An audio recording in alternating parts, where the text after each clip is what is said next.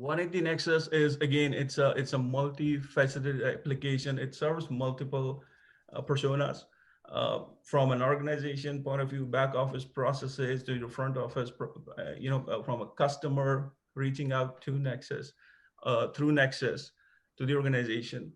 Right now, what I'm showing you is the customer self-service portal. When you log into the application as a customer, you're able to manage your entire processes, your install base, your inventory, your assets, and your RMAs through the self-service portal. Again, it's built on top of the Oracle Gen 2 cloud infrastructure. It has HTML, CSS based, open standards. You can make it look like any which way you want to, and it's also very responsive from a mobile perspective. You can use it on your smart devices, iPads, phones, or even your computers.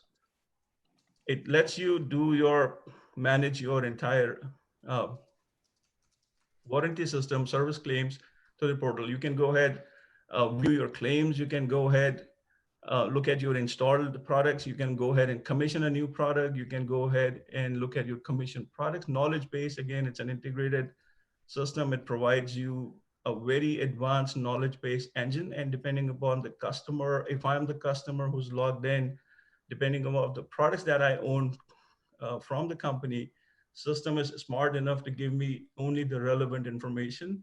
And then I can go ahead and search for more information as and when I need that. I can look at the RMA processes. We'll look at that in a moment. And I can go ahead and do my user management as well. For example, I want to delegate somebody else for my organization to do administration or different roles. You can go ahead and create different roles: customer admin, service manager, service technician, engineer. These are your distributors or your customers who would be interacting with you. So this is a pretty self-enabling tool for your customers to manage their own employees, for that matter.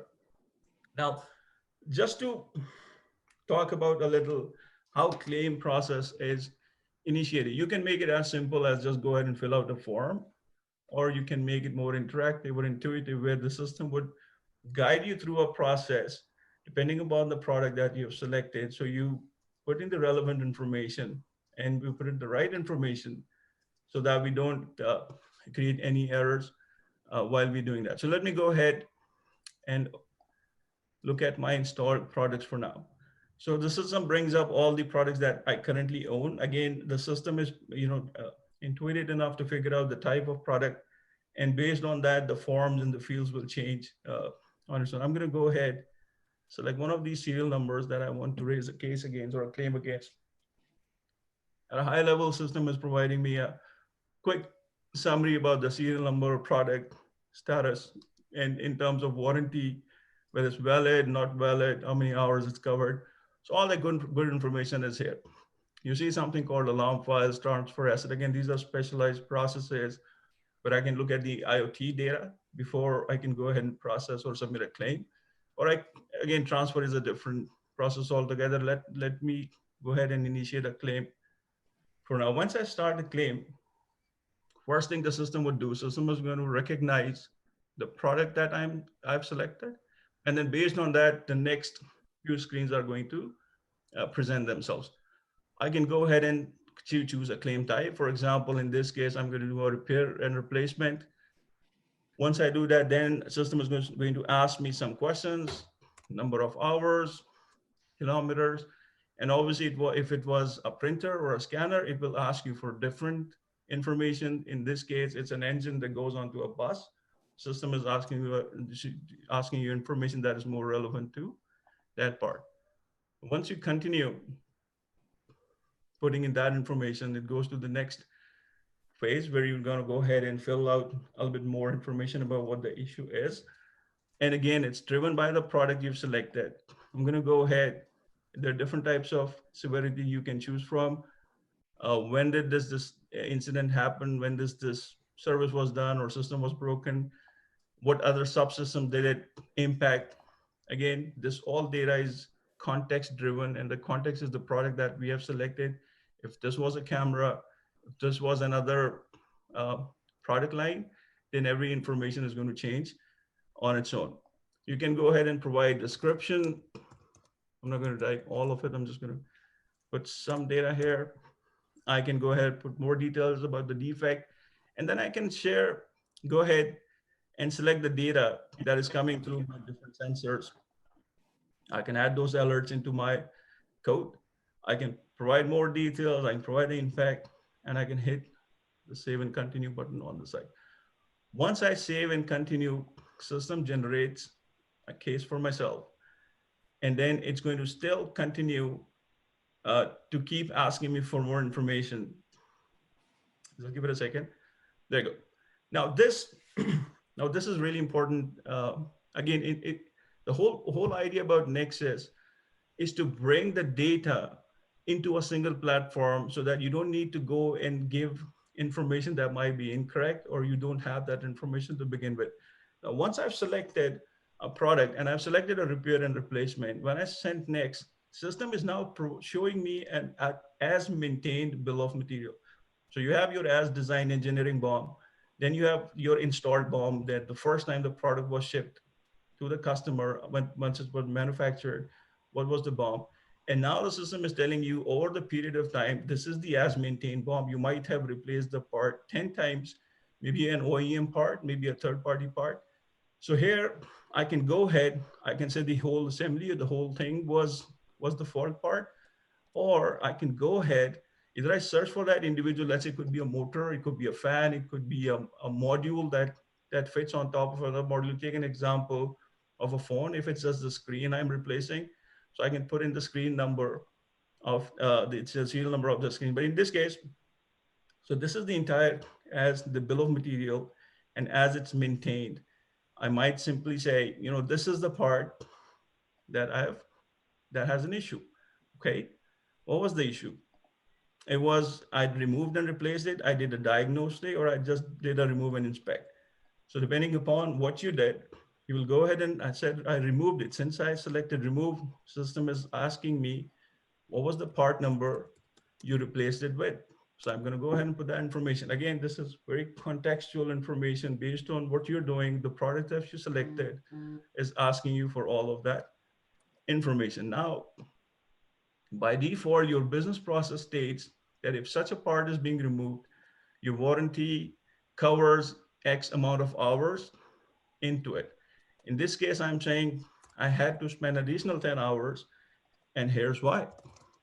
I had to call in a third party technician, and it took more than the hours that was covered in the warranty. So I'm providing the reason and the hours, and I'll hit continue, save and continue. So one part is added. Jim mentioned earlier, you know, if you have multiple parts that fail, you can go ahead and add multiple. You can keep adding the parts that you fixed as part of this claim and submit it all together. So the system would allow you to do that. In this case, I've added my part that was replaced and the additional hours it took me to do that. I've hit continue. In the back of it, always remember, you know, it's not a bespoke application where you sit back and everything you want to change, you're going to go write code for that. It's all built on that native cloud platform. It's a point and click solution that lets you make certain changes if that you need to do. If there was labor involved, I can go ahead and add my labor time to it. Was it diagnostic, repair and inspect? I can go ahead and add that information. I can add multiple lines from my labor as well. So if I have my parts, I have my labor, and I go and continue. Once I continue, system is going to give me an entire summary of what the claim is all about, the products that are associated with that, the alerts that come with it, or the alarm codes that you've chosen. At this point, I can just keep it as a draft, come back at a later time and submit it. Or I would, you know, I'm happy with the claim. I'm just going to go ahead and submit the claim. Once you have submitted, the system gives you a case number. It sends you an email. So you have a track of it. You can always log in to your application and you'll be able to track your different claims. So if I go into my claims, the system is showing me the history of some claims are still under review, some are draft, some are approved. And this is the one I just created, which ends with a 0005 at the end. Now, The system is going to, as you know, we talked about the simplicity of data. So the system, when you submitted a claim, system is guiding you through what product you selected, what information needs to go in, what you're entitled for, what you're not entitled for, and what is the BOM, and then out of that BOM, which product part number failed, and what did you do with that. So all of that point and click information is captured and now submitted. So once a customer submits the details, the next step is for the back office to review it. It's going to go into somebody's queue.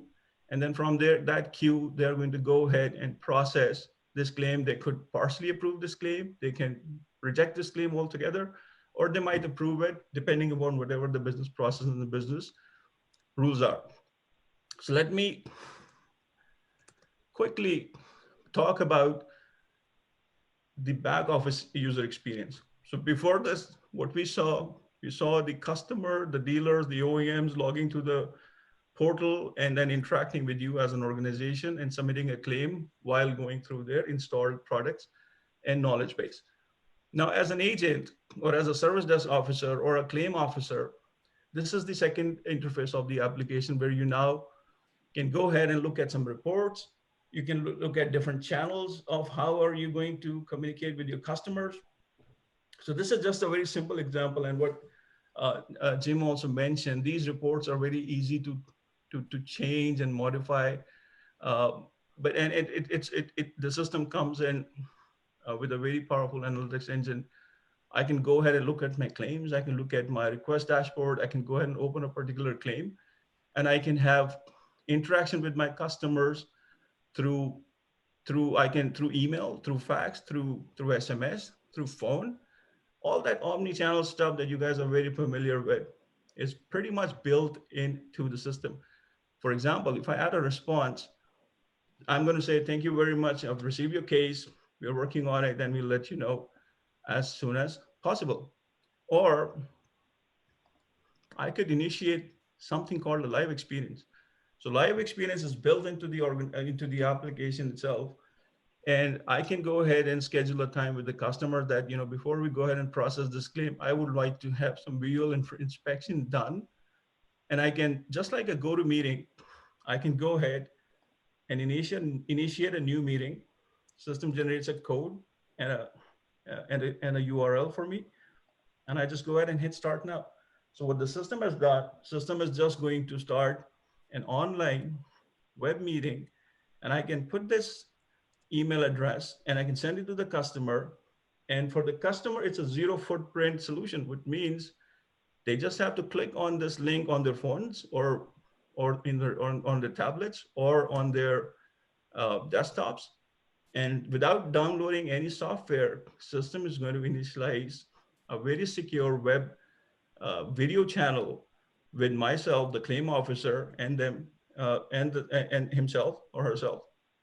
And then the second best part about this channel is all of this interaction is recorded securely and transcribed, and this becomes an evidence or a piece of documentation with your claim, and it can be stored, and you can go annotate and do all of that. We can do a very long session on how this live experience integrates with our warranty solution and giving you that additional channel, built-in video and voice channel to interact with your customers. Now, let me pull up the claim that I just submitted.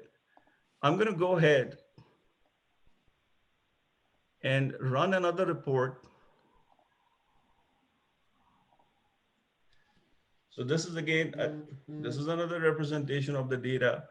Here we're saying, in progress, less than 15 days, resolved within 15 days, all those different types of matrix that is available to me. Over here, I have the new cases that come in. 0005 was the case number that I just submitted. I can go ahead and bring this case up. What the system is again doing, system is providing me all the information. From here, I can directly go open the customer, look at the customer 360 degree. I can look at the product and go to the product information without having to leave the workspace that I'm on right now. I can look at this as a claim for repair replacement. I can see the status. It's not assigned, it's assigned to me right now. I can choose to move it to some other queue if the process is to to take it to the next level and show you how that works as well. First thing I could do is I could either, as I showed, we could do a live experience session with the customer, or the first thing I would want to do is add a custom entry, and I can reach out to my customer. I can either do a smart assistant. The system will tell me what is the next best action to do in this particular scenario. I can look at the knowledge base. The system is, filled with that knowledge for that particular product, and I can add that as a link to the response that I'm going to send. I can also go ahead and add a standard text, partially approved, rejected, resolution summary, all of that information. I can add it to my response, and then I can send that to my customer. And the customer will respond. Once they respond, the trail, I will always have that trail with my case. I can add a private note so that when it gets to the next approver or a reviewer, they have the information carried along with this whole process. Now, in this case, a couple of key information points to note. One, the total amount the system calculated to be $1,500. And right now we haven't approved anything. There's no credit note to it as well. I can then go ahead and look at the product information, the product that is in play right now. I can look at the person who submitted the claim, the title of that person in that organization, their contact information, if I want to go and call them, for example. Then I can go, and all of that information that we submitted, it's the description. Again, very contextual. If it was a different product, different information will come through. I can go to the fault parts. Now, that's where it becomes interesting. So this is the part I said was not working. And then from the audit trail, I can see if there was a past history of parts being removed in this one, it will show up. If I go ahead and open this part, and then I'll be able to approve or reject. Let's say it was a $463,096 was the requested amount. I can go ahead and say $1,000 is approved on this side. I can add my notes. I can go and look at the part database, and I can look at the pricing on it.